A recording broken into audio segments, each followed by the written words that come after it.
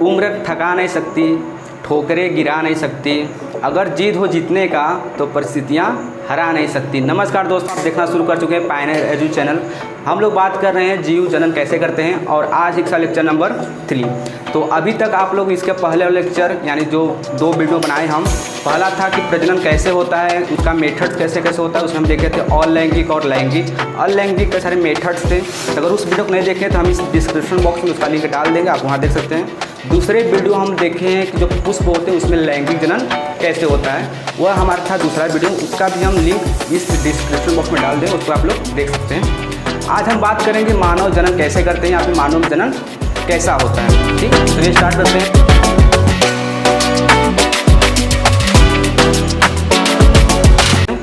तो जो मानव होते हैं, हम जानते हैं जो मानव होते हैं उसमें कौन सा जनन होता है जी? लैंगिक जनन। कौन सा जनन होता है? लैंगिक जनन होता है। कहने मतलब सेक्सुअल रिप्रोडक्शन। ठीक है, सेक्सुअल रिप्रोडक्शन होता है। अब हम जानते हैं कोई भी लैंगिक जनन होता है तो उसमें कितने पेरेंट इन्वॉल्व होते हैं? 2 पेरेंट, एक मेल होता है दूसरा फीमेल होता है। ठीक है, तो अगर बात करें हम ह्यूमन में, तो ह्यूमन में जो मेल होता है और जो फीमेल होता है, तो मेल में क्या प्रोड्यूस करता है? मेल क्या प्रोड्यूस करते हैं? स्पर्म। ठीक है, इसको हम बोलते हैं शुक्राणु। क्या बोलते हैं जी? शुक्राणु। या फिर इसका एक दूसरा नाम है, इसको और नाम से जाता है मेल गैमिट। क्या बोला जाता है? मेल गैमिट, यानी नर युग्मक। शुक्राणु बोल दीजिए या फिर नर, बात एक ही है। ठीक है, अगर बात करें फीमेल में, तो फीमेल क्या प्रोड्यूस करती है? ओवम। क्या प्रोड्यूस करती है? या फिर इसका जो प्लूरल होता है इसको बोलते हैं ओवा। ठीक है, और उसके हिंदी में बोलते हैं अंडारू। बात समझ में आ रही है? ठीक है, इसका दूसरा नाम क्या हो जाएगा? Female gamete. क्या नाम हो जाएगा? Female gamete. ठीक है, अब क्या होगा जब मेल में मेल गैमिट बन जाएगा और फीमेल में फीमेल गैमिट, इसका क्या होगा? फिर फर्टिलाइजेशन यानी निषेचन होगा। निषेचन में क्या होता है कि इसका मेल गैमिट और फीमेल गैमिट आपस में फ्यूज करेंगे, मिलेंगे, और उस प्रक्रिया क्या बोलते हैं? निषेचन बोलते हैं, फर्टिलाइजेशन बोलते हैं। और फर्टिलाइजेशन के बाद या फर्टिलाइजेशन के फलस्वरूप क्या बनता है जी? जाइगोट बनता है। ठीक है, और जाइगोट से एम्ब्रियो बनता है, और एम्ब्रियो से लास्ट में नए एक इंडिविजुअल का, नई एक बेबी का जन्म होता है। तो हमको इस लेक्चर में हम देखेंगे कि मेल में वो कौन कौन से तंत्र हैं जो कि शुक्राणु को बनाते हैं और कहाँ पर बनता है। ठीक, पहला पॉइंट। दूसरा हम देखेंगे जो फीमेल्स होती हैं उसमें ओवम का निर्माण होता है, तो उसमें कौन सा तंत्र में बनता है या कौन से भाग में बनता है। ठीक है, फिर हम दोनों को मिलाएंगे, फिर निषेचन करवाएंगे लास्ट में। तो ये हमारा पूरा मतलब कैरिकुलम में ऐसे हम चलने वाले हैं। पहले देखेंगे नर युग्मक कैसे होता है और फीमेल मतलब नर युग्मक कैसे बनता है, फिर मादा युग्मक कैसे बनता है। अच्छा, आपके मन में प्रश्न उठ रहा होगा कि सर जी जो नर युग्मक होता है वह बनना कब से स्टार्ट होता है, या फिर जो मादा होती हैं फीमेल्स होती हैं उसमें फीमेल गैमिट कब से बनना स्टार्ट होता है? तो यह बनना स्टार्ट होता है प्यूबर्टी में। कब? प्यूबर्टी। इसको हिंदी में बोलते हैं यौवना आरंभ। यौवना आरंभ या आरंभ। ठीक है, तो इसमें यह बनना स्टार्ट होता है। अब यौवना आरंभ किसे कहते हैं? जीवन का वह काल, इस एज होता है ना, बात करेंगे मेल में अलग होता है, फीमेल में अलग होता है। हम बता रहे हैं यौवना आरंभ किसे कहते हैं। तो किशोरा जीवन का वह काल या वह समय जिसमें नर से नर युग्मक बनने लगे और मादा में मादा युग्मक, उस जीवन काल को बोला जाता है यौवनारंभ। मतलब वो वहाँ से मतलब प्यूबर्टी आ गई है। अब ये मेल में अलग होता है और फीमेल में अलग होता है। अगर बात करें हम मेल में, तो मेल में जो प्यूबर्टी आती है वो आती है 10 से 12 साल के बीच में। कब आती है? 10 से 12 साल के बीच में आती है। फीमेल की बात करें तो फीमेल में जो प्यूबर्टी आती है थोड़ी पहले आ जाता है। यह आता है लगभग 10 से 12 साल के, सॉरी यहाँ थोड़ा दिक्कत हो गया, यह आता है मतलब यहाँ 12 से 13 मेल में, और फीमेल में आता है 10 से 12। ठीक है, तो जो मेल गैमिट होता है, नर युग्मक जिसे शुक्राणु बोलते हैं, वह इसमें यानी 12 से 13 साल के बाद बनना स्टार्ट हो जाता है। और अगर फीमेल में बात करें तो फीमेल में जब जन्म होता है, जन्म के पहले ही उसमें कई सारे अंडाणु बन जाते हैं, लेकिन वह अंडाणु अपरिपक्व होते हैं, मतलब इमेच्योर होते हैं। ठीक है, जैसे मान लेते हैं कोई बेबी है, कोई एक महिला प्रेग्नेंट है, उसमें मान लो वो कोई लड़की है, तो उस लड़की के अंदर जितने भी अंडाणु होते हैं सब बन जाते हैं, लेकिन सभी अंडाणु क्या रहते हैं? अपरिपक्व रहते हैं, इमेच्योर रहते हैं। जब यौवनारंभ होता है 10 से 12 साल के बीच में आती हैं, तो वह जो अंडाणु होता है वह परिपक्व होना शुरू हो जाता है, और एक बाई एक मतलब 1 महीने में 1 से 1 महीने से ऐसे गिनना स्टार्ट होता है। उसके बारे में बात करेंगे हम। ठीक है, तभी आप याद रखिए कि प्यूबर्टी किसे कहते हैं, मेल में कब आता है, फीमेल में कैसे आता है। ठीक है, अच्छा अब मान लीजिए हमको कैसे पता करें कि इसमें प्यूबर्टी आ गई है। ठीक है, कैसे पता करें इसमें प्यूबर्टी आ गई है? तो इसके कुछ परिवर्तन होते हैं जो कि अगर हम मेल में दिखाई देगा तो मतलब पता कर लेंगे, अगर फीमेल में दिखाई देगा तो पता कर लेंगे। तो अच्छा, कुछ ऐसे परिवर्तन होते हैं जो मेल और फीमेल में दोनों समान पाए जाते हैं, और कुछ ऐसे परिवर्तन होते हैं जो सिर्फ मेल में पाए जाते हैं, फीमेल में नहीं पाए जाते हैं, या फिर कुछ ऐसे परिवर्तन होते हैं जो फीमेल में पाए जाते हैं, मेल में नहीं पाए जाते हैं। तो पहले हम देखें कि वह कौन कौन से परिवर्तन है जो मेल और फीमेल में समान होता है, एक तरह पाया जाता है। ठीक है, मिटा दे इसको। ठीक है, तो अब हम देखेंगे कि मेल और फीमेल में ऐसे कौन कौन सा चेंजेज होते हैं जो कि हम पता लगा सकते हैं कि मेल और फीमेल दोनों प्यूबर्टी आ गई है। तो पहला है, हम देख रहे हैं क्या चीज़? परिवर्तन। क्या देख रहे हैं जी? परिवर्तन देख रहे हैं कि वो कौन कौन से परिवर्तन हैं, चेंजेस जो कि महिलाओं और पुरुषों में या फिर नर और मादा में पाया जाता है जब वो यौवनारंभ में आ जाती हैं। तो पहला है काख व जननांगों में। ठीक है, काख व जननांगों में बाल उगना स्टार्ट हो जाता है। ठीक है, काख व जननांगों में बाल लगना स्टार्ट हो जाता है, यह पहला है। दूसरा है हम लोगों का कि जो त्वचा होती है वो त्वचा तैली हो जाती है। कैसे हो जाती है? तैली। त्वचा कैसे हो जाती है? तैली हो जाती है। और मुंह पर, यानी और बोल सकते हैं त्वचा तैली हो जाती है, वह मुहासे निकलना शुरू हो जाते हैं, मुहासे निकलना। तो अगर ये परिवर्तन देखने को मिलता है, चाहे वो मेल में हो जाए, तो हम पता लगा सकते हैं कि ये मतलब कि फीमेल या मेल प्यूबर्टी स्टेज में आ गया है। ये जो परिवर्तन है दोनों में समान मिलता है, मेल और फीमेल में समान। अब हम बात करेंगे नर में। किसमें बात करेंगे? नर में कौन कौन से परिवर्तन होता है।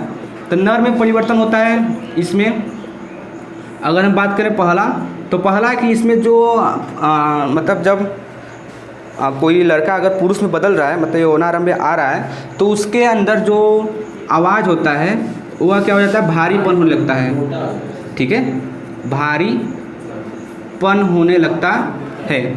ठीक है, यह पहला हो गया। दूसरा हो सकता है कि जो होता है कि लड़के पर मुंह पर दाढ़ी मूंछ ये सब आने लगता है। ठीक है, ये तो पहला दूसरा हो गया, दाढ़ी मूंछ। ठीक है, ये आने लगता है। तो ये अगर लक्षण आता है मेल में तो हम समझ जाते हैं उसमें प्यूबर्टी आ गई है। कहाँ से हो? पिटाओगे ना। अगला देखो नर में हो गया। आप बात करेंगे किसमें जी? मादा में परिवर्तन। ठीक है, तो मादा में परिवर्तन क्या होता है कि इसमें जो पहले बात करें आवाज़ का, तो इसमें जो आवाज़ होता है क्या होने लगता है जी? पतला होने लगता है। ठीक है, दूसरा अगर बात करें, दूसरा इसमें क्या होता है, इसमें ऋतुस्राव या फिर रजोधर्म बोलते हैं, वह शुरू हो जाता है। ठीक है, बात करेंगे इसके बारे में, रजोधर्म या ऋतुस्राव। ठीक है, ऋतुस्राव सही लिखा है जी, स्राव शुरू हो जाता है। तो ये कुछ ऐसे परिवर्तन हैं। यह परिवर्तन वह परिवर्तन बताता है जो मेल और फीमेल दोनों होगा। ये परिवर्तन बताता है कि इसमें सिर्फ मेल में होगा और ये मादा में, फीमेल में। ये काख व जननांग, ये नर और मादा दोनों में। हाँ, नर व मादा दोनों में परिवर्तन अगर ये मिल रहा है तो मतलब जो लड़का है लड़की है मैच्योर हो गई है, मतलब इसमें प्यूबर्टी आ गई है। बात समझ में आई? कोई दिक्कत इसमें? आगे चले? ठीक है, अब हम आगे पढ़ेंगे कि जो नर होते हैं उसमें नर युग्मक बनता है, तो वह किस तंत्र में बनता है, किस भाग में बनता है। ठीक है। तो पहले हम क्या करेंगे, डायग्राम बनाएंगे, डायग्राम माध्यम से हम समझने की कोशिश करेंगे, ठीक है। तो अगला हेडिंग है हम लोगों का नर जनन तंत्र, ठीक है। इसको बोलते हैं हम लोग मेल रिप्रोडक्टिव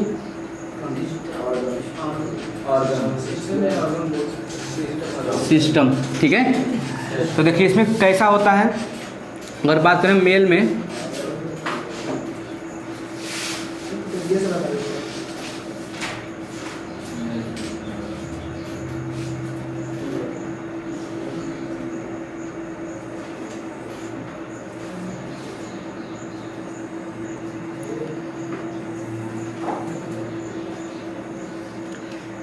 तो इस तरीके से क्या होता है, हमारा नर जनन तंत्र होता है मेल में, ठीक है। बात करें यहाँ से, तो यहाँ से एक नली निकलती ऊपर की तरफ जाती है ऐसे, ठीक है। फिर यहाँ से एक ग्रंथि होती है जिसका नाम होता है प्रोस्टेट ग्रंथि। क्या नाम होता है जी? प्रोस्टेट ग्रंथि। फिर ऊपर ये जाता है तो ऊपर एक होता है मूत्राशय। ऊपर क्या होता है जी? मूत्राशय होता है, ठीक है। यहाँ पर ये हो गया हमारा मूत्राशय, ठीक है। फिर यहाँ पाएंगे तो नीचे एक और होता है जिसे बोलते हैं हम लोग शुक्राशय, ठीक है। क्या होता है? शुक्राशय।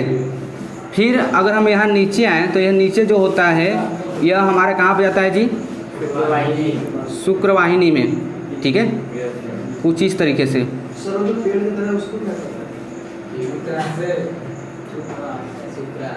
बता रहे हैं ना, थोड़ा धैर्य रखो।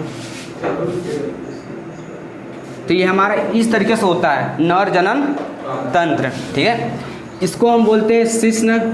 क्या बोलते हैं? शिश्न, पेनिस बोलते हैं इसको। और ये जो नली इसको बोलते हैं मूत्र मार्ग। क्या बोलते हैं? मूत्र मार्ग। इसको बोलते हैं यूरिथ्रा। क्या बोलते हैं? यूरिथ्रा बोलते हैं मूत्र मार्ग से, ठीक है। और यहाँ पर यह ग्रंथि, इसका क्या नाम है? प्रोस्टेट ग्रंथि। क्या कहते हैं इसको?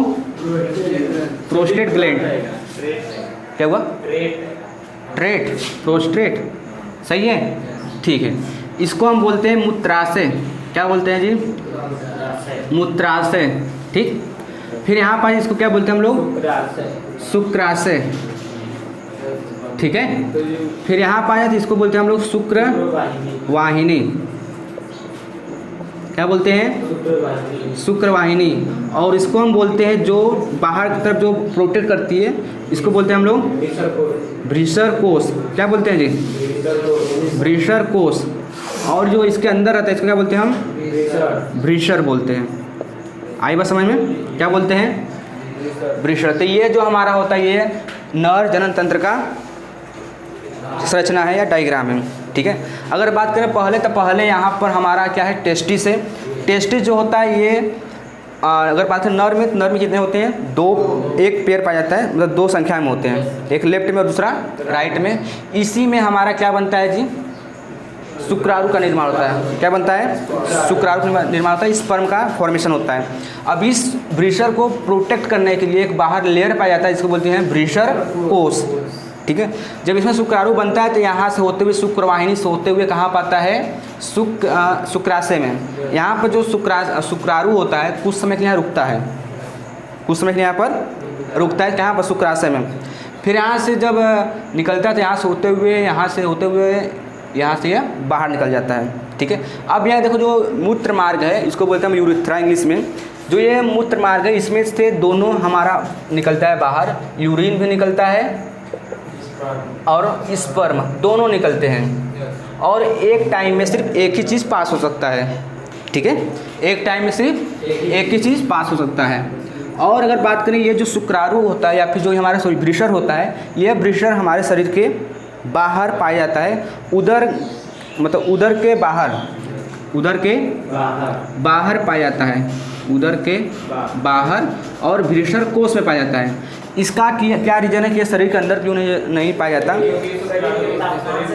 हाँ, क्योंकि जहाँ पर वृषण में जो शुक्राणु बनता है उसको बनने के लिए बॉडी के टेम्परेचर से 2 से 3 डिग्री सेल्सियस या 2 से 2.5 डिग्री सेल्सियस कम तापमान चाहिए होता है। ठीक है। तो इसको इसलिए इसको बाहर लोकेट किया गया है। लेकिन कुछ ऐसे स्तनधारी होते हैं जिसमें जो होता है हमारा ये ब्रिशर अंदर पाया जाता है, जैसे हो गया हाथी, डॉल्फिन, स्तनधारी हैं दोनों ना। अब स्तनधारी जो होता है हम लोगों का डॉल्फिन या फिर जो ये होता है व्हेल, वो भी क्या होता है, स्तनधारी होता है ना, कि मछली होती है स्तनधारी होती है ना। तो उनमें भी जो हमारा ये ब्रिशर होता है कहाँ पाया जाता है, अंदर पाया जाता है, और मनुष्य में बाहर पाया जाता है। कोई दिक्कत अभी तक? ठीक है। तो ये हमारा क्या है, नर जनन तंत्र है। आगे चले।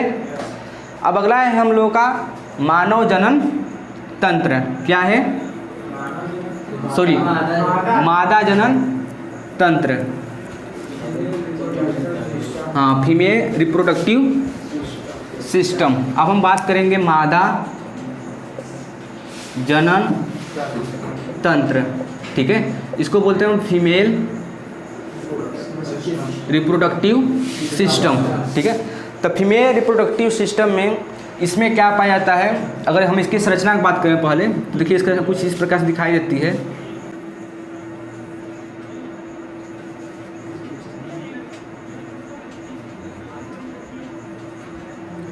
ठीक है,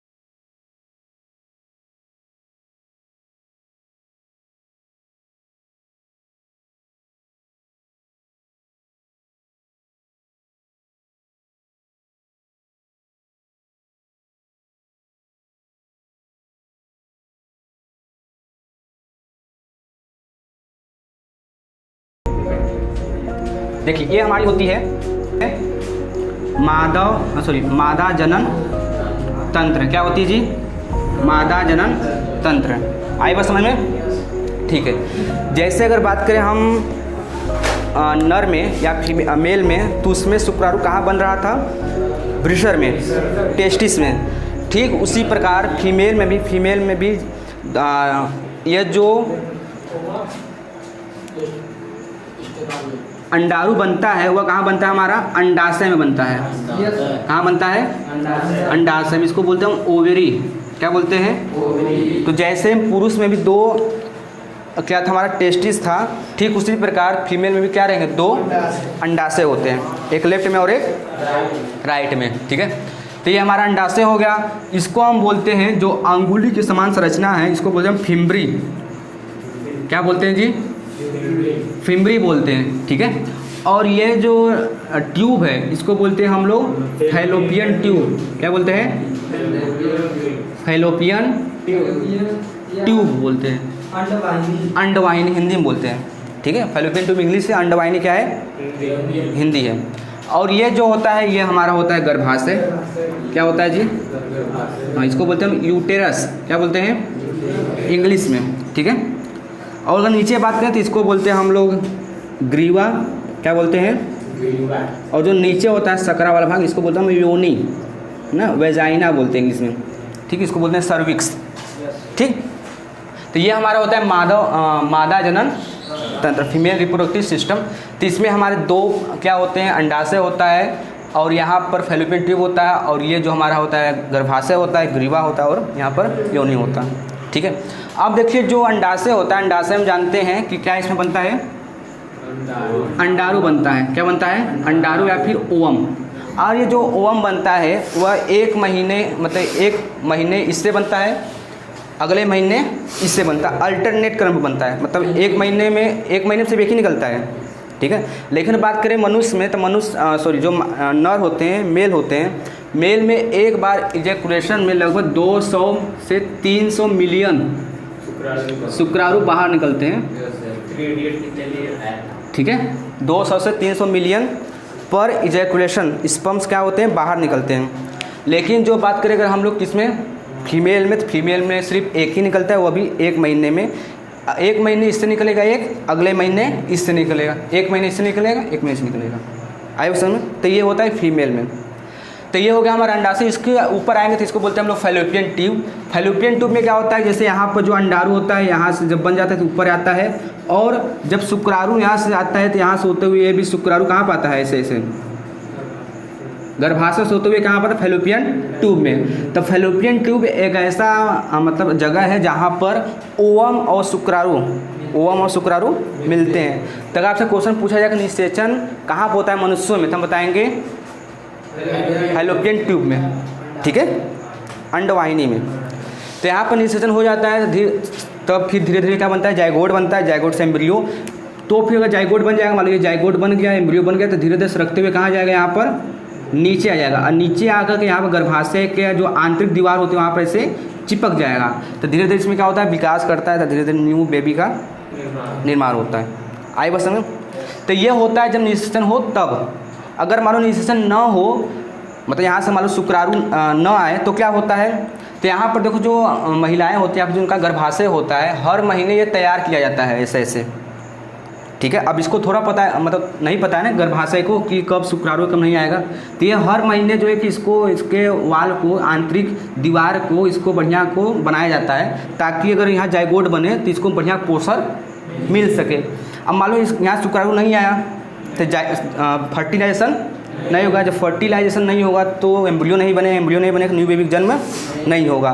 तो क्या होगा, जो ये पूरा ये बना हुआ होता है, ये पूरा इसमें कई बहुत ब्लड और कई सारे मतलब हानिकारक और लाभदायक दोनों चीज़ होते हैं, और महीने के लास्ट में यह चीज़ टूट करके बाहर नीचे गिर जाता है, और इसी को हम बोलते हैं ऋजु स्राव या फिर रजोधर्म। आई बस में क्या बोलते हैं, ऋतुस्राव या फिर रजो धर्म बोलते हैं। इंग्लिश में बोलते हैं मेंस्ट्रुअल साइकिल, हाँ मेंस्ट्रुएशन बोलते हैं ना जी। और ये जो मेंस्ट्रुअल साइकिल होता है वो 28 दिन का होता है। कितना होता है, 28 दिन का होता है। तो ये हमारा हो गया मादा जनन तंत्र, फीमेल रिप्रोडक्टिव सिस्टम। कुछ पूछा है इसमें, आगे चले, ठीक है। तो हम यहाँ पर दोनों कंडीशन बता दिए कि जब मतलब निषेचन होगा तो क्या होगा, और निषेचन नहीं होगा तो क्या होगा, ठीक है। अगर मान लो निषेचन हो जाता है तो यहाँ जो जाइगोट होता है, एम्ब्रियो बनेगा, एम्ब्रियो जाके यहाँ पर चिपक जाएगा, ठीक है। जब चिपक जाता है तो क्या होता है कि जो मादा मतलब जो महिलाएं होती हैं, और जो यहाँ पर जो भ्रूण बन रहा है एम्ब्रियो, उसके बीच में क्या होता है, खाना या फिर जो भी ग्लूकोज, ऑक्सीजन या फिर जो भी अपशिष्ट पदार्थ ये बनाएगा, सब एक दूसरे में क्या होता है, स्थानांतरण होते रहते हैं। तो इसके स्थानांतरण के लिए इसमें पाया जाता है प्लेसेंटा। क्या पाया जाता है, तो प्लेसेंटा क्या होता है, एक पाउच लाइक संरचना होती है, पाउच लाइक, जो क्या होता है इस पर इसकी दीवार पर चिपकी रहती है। तो इसमें मतलब अगर मान लो इसको पोषण चाहिए, किसको, जो बेबी यहाँ पर फॉर्मेशन हो रहा है, तो ये क्या करेगा, इस प्लेसेंटा द्वारा भोज्य पदार्थ को अवशोषित कर लेगा। अगर मान लो कि यह अपशिष्ट पदार्थ बनाएगा तो क्या करेगा, इसी प्लेसेंटा द्वारा इसमें छोड़ दिया जाएगा गर्भाशय में, ठीक है। अच्छा, अगर गाय भैंस को देखोगे तो उसमें जब बच्चा पैदा हो जाता है गाय भैंस में, तो खेरी गिराता है, तो ये होता है प्लेसेंटा होता हुआ। आई बात समझ, हाँ, पाउच टाइप होता है ना, ठीक है। तो ये हो गया हम लोगों का मादा जनन तंत्र। अब क्या है कि अब जैसे मान लो किसी को मतलब प्रेगनेंसी नहीं होना है। अच्छा, एक चीज़ हम बताना भूल गए कि जो अंडाशय होता है, अंडाशय से 2 हार्मोन्स निकलते हैं। कितने हार्मोन्स, 2 हार्मोन्स। पहला निकलता है एस्ट्रोजन, क्या निकलता है, एस्ट्रोजन, और दूसरा निकलता है प्रोजेस्टेरॉन। इसको याद रखेंगे, क्या निकलता है, प्रोजेस्टेरॉन। एस्ट्रोजन जो होता है यह अंडाणु बनाने में सहायक करता है, और प्रोजेस्टेरॉन क्या होता है, जब प्रेगनेंसी हो जाती है, गर्भधारण हो जाती है, तो वहाँ पर ये हेल्प करता है, ठीक है।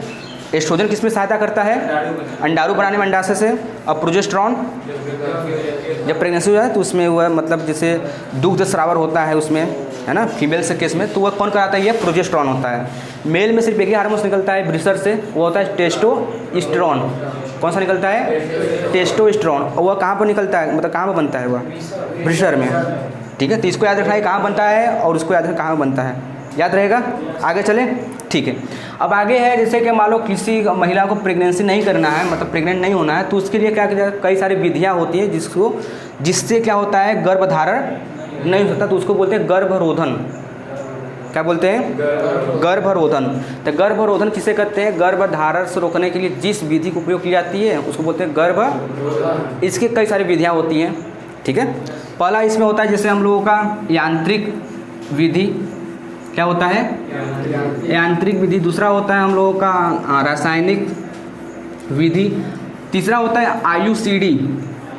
IUCD इसका फुल फॉर्म होता है इंट्रा यूटेराइन कॉन्ट्रासेप्टिव डिवाइस, ठीक है। तब हम लोग बात करने वाले हैं किसके बारे में जी? बात करें किसके बारे में? गर्भरोधन, ठीक है। गर्भरोधन। तो गर्भरोधन किसे कहते हैं? गर्भधारण या प्रेगनेंसी रोकने की, गर्भधारण क्या बोली? ठीक ठीक, गर्भरोधन। तो गर्भधारण रोकने की प्रक्रिया को क्या बोलते हैं? गर्भरोधन। नाम से स्पष्ट है यार, गर्भ मतलब गर्भाशय, गर्भ रोधन मतलब रोकना है, बात ना करो। तो इसके बताएं कई सारी क्या होती हैं? विधियाँ होती हैं, ठीक है। पहला होता है हम लोगों का इसमें यांत्रिक, क्या होता है? यांत्रिक विधि। दूसरा होता है रासायनिक, केमिकल्स, ठीक है। और तीसरा होता है IUCD। इसका फुल फॉर्म बताओ? इंट्रा यूटेराइन, ठीक है। क्या होता है? इंट्रा यूटेराइन कॉन्ट्रासेप्टिव डिवाइस, ठीक है। और तीसरा होता है हम लोगों का, सॉरी हाँ, चौथा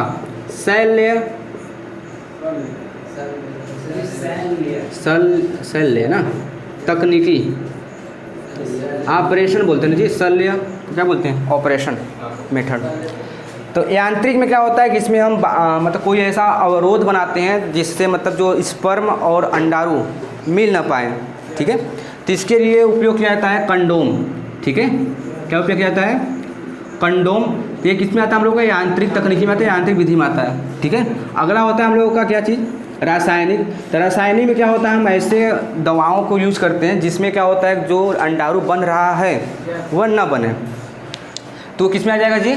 रासायनिक केमिकल में आ जाएगा, ठीक। तीसरा होता है IUCD। इसमें एक डिवाइस होता है जिसे बोलते हैं कॉपर टी। क्या बोलते हैं?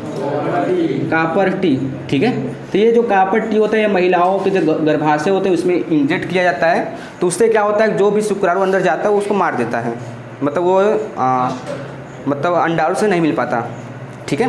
देखो इसमें क्या होता है? गर्भरोधन में क्या किया जाता है कि मतलब शुक्राणु और अंडाणु के मिलने से रोकना होता है, तजा ऐसे रोके, ठीक है। और अगला है हम लोग शल्य तकनीकी। इसमें क्या किया जाता है कि जो हमारा अगर बात करें पुरुषों में, तो पुरुषों में पाया जाता है क्या है? शुक्रवाहिनी, और महिलाओं में अंडवाहिनी। तो इसमें क्या कहते हैं? इसमें ऑपरेशन के द्वारा जो पुरुष होते हैं, पुरुषों का जो अथवा होता है ये शुक्रवाहिनी, उसको काट दिया जाता है, काट को बांध दिया जाता है, उसको बोलते हैं नसबंदी। क्या बोलते हैं? तो नसबंदी कर दिया जाएगा तो उसके बाद जो है कि यह परमानेंटली उसमें से स्पर्म नहीं निकलेगा, पुरुष में नहीं, कभी नहीं निकलेगा, कट जाएगा तो नहीं निकलेगा नसबंदी कराने का। और उसी प्रकार महिलाओं में भी होता है। महिलाओं में क्या होता है? जो हमारा शुक्रवाहिनी होता है, सॉरी अंडवाहिनी, फैलोपियन ट्यूब, उसको काट कर बांध दिया जाएगा। जब बांध दिया जाएगा तो शुक्र जो अंडाशय से जो बनता है अंडाणु, वो नहीं जा पाएगा गर्भाशय में। जब नहीं जा पाएगा तो नहीं हो पाएगा। आई बस समझ? अच्छा, जो ये नसबंदी होता है अधिकतर पुरुषों कराते हैं, महिलाएँ बहुत कम कराती हैं, ठीक है। तो ये होगा हमारा शल्य तकनीक। शल्य तकनीक में से एक बार हो गया तो उसके बाद फिर उसको ये परमानेंट होता है। इसको फिर अब तुम सोचोगे जैसे नसबंदी हो गया फिर जो स्पर्म निकलने लगे शुक्राणु, तो ऐसा नहीं होगा, नहीं, वो नहीं हो सकता, ठीक है। कोई दिक्कत इसमें तक? ठीक है। अब देखो अगला है हम लोग का जनन स्वास्थ्य। क्या है? जनन स्वास्थ्य। इसको बोलते हैं रिप्रोडक्टिव हेल्थ। इसमें से कई सारी दवाई से माला डी का उपयोग किया जाता है, ठीक है। कई सारी दवाएं होती हैं मार्केट में अवेलेबल रहती हैं। अगला देखिए जी जनन स्वास्थ्य, बात नहीं करोगे। अगला क्या है? जनन स्वास्थ्य। इसको बोलते हैं हम लोग रिप्रोडक्टिव हेल्थ, क्या बोलते हैं? हेल्थ, ठीक है। तो रिप्रोडक्टिव हेल्थ किसे कहते हैं? जनन का वह पहलू, ठीक है, या स्वास्थ्य का वह पहलू जिसमें मानसिक, शारीरिक, सामाजिक और व्यवहारिक रूप से स्वस्थ हो, तो उसको बोलते हैं हम लोग जनन स्वास्थ्य, ठीक है। जैसे होता है शारीरिक स्वास्थ्य होते हैं ना, उसी तरह क्या होता है? जनन स्वास्थ्य होता है। अच्छा, जनन के दौरान कई सारे रोग होते हैं, वह भी मतलब हो जाते हैं, ठीक है। और कुछ ऐसे होते हैं, क्या हुआ? हेल्थ, अच्छा सही है, चलो ठीक, कोई दिक्कत नहीं। जनन स्वास्थ्य, रिप्रोडक्टिव हेल्थ, तो ये समझ में आया। तो जनन स्वास्थ्य क्या होता है? स्वास्थ्य का वह पहलू जिसमें मानसिक, शारीरिक, व्यवहारिक और 4 शारीरिक, मानसिक, व्यवहारिक और सामाजिक चारों रूप से अगर स्वस्थ हैं तो उसको बोला जाता है उसका जनन स्वास्थ्य ठीक है, स्वस्थ है, ठीक है। अब क्या बताएं कि जनन के दौरान कई सारे ऐसे रोग होते हैं जो कि एक व्यक्ति दूसरे व्यक्ति से हो जाते हैं। कुछ ऐसे रोग होते हैं जो कि बैक्टीरिया के द्वारा होते हैं और कुछ ऐसे रोग होते हैं जो कि वायरस के द्वारा होते हैं, ठीक है। तो बात करें हम जीवाणु के द्वारा, तो जीवाणु में कौन कौन से रोग होते हैं जीवाणु द्वारा? तो ये होता है, जैसे होता है गोनोरिया, गोनोरिया, ठीक है, ये सब नहीं पढ़ना तुम लोगों को। अगला है सिफिलिस, नाम जान जाओ कि जीवाणु का किन कौन सा रोग होता है, ठीक है, गोनोरिया और सिफिलिस। अगर बात करें हम विषाणु के द्वारा, वायरस के द्वारा, तो इसमें सिर्फ एक ही रोग होता है, और कौन होता है? एड्स, क्या होता है? एड्स, ठीक है। एक इसका फुल फॉर्म बताओ, पता है? सिंड्रोम, ठीक है। और किस वायरस द्वारा होता है पता है? HIV, human immuno deficiency virus, human immuno deficiency virus, ये विषाणु का नाम है, ठीक है। तो ये रोग है जो कि मतलब कि जनन के दौरान या फिर इंटरकोर्स के दौरान ये जो रोग होते हैं फैल सकते हैं। आए वो समझ में? चलिए ठीक है। तो यहाँ पर ये जो हमारा लेक्चर ये ख़त्म हो गया। अच्छा, एक चीज़ और बच गया, इसमें भ्रूण हत्या न दिया है, भ्रूण हत्या ना, जैसे जो अगर कोई जैसे प्रेग्नेंट होता है महिलाएं, तो वहाँ पर अल्ट्रासाउंड किया जाता है ना, तो वहाँ पर मतलब चेक करते हैं कि मतलब मेल है कि फीमेल है। तो अगर फीमेल रहते हैं, हाँ, अगर मतलब फीमेल बॉर्न बेबी है तो उसको उसी में भ्रूण के अंदर ही मार दिया जाता है। लेकिन इसके लिए जो सरकार कानून बनाया है कि ये मतलब कि इससे क्या होगा, धीरे धीरे महिलाओं की जनसंख्या कम हो जाएगी और पुरुषों की जनसंख्या अधिक हो जाएगी, तो दिक्कत होगा। उसमें मतलब क्या होगा, अगर जनसंख्या में समन्वय नहीं हो पाएगा तालमेल, तो उसको सही करने के लिए क्या होगा, मतलब अल्ट्रासाउंड गर्भाशय का नहीं किया जाता है, इसको रोक दिया गया है। और साथ साथ भ्रूण हत्या भी रोक दिया है। अगर कोई करता है तो उसको कानूनन जुर्म है, उसको मतलब कि वो कानून के तहत, ठीक है, ठीक है। तो ये हमारा जो चैप्टर है यहाँ तक ख़त्म हो गया। अब आपको अगर इससे रिलेटेड कोई डाउट है तो आप कमेंट सेक्शन में पूछ सकते हैं। अगर आपको ये वीडियो अच्छी लगी हो तो आप अपने फ्रेंड्स और दोस्तों के साथ शेयर ज़रूर करें। अगर आप इस चैनल पर नए हैं तो चैनल को सब्सक्राइब करें। मिलते हैं अगले चैप्टर में।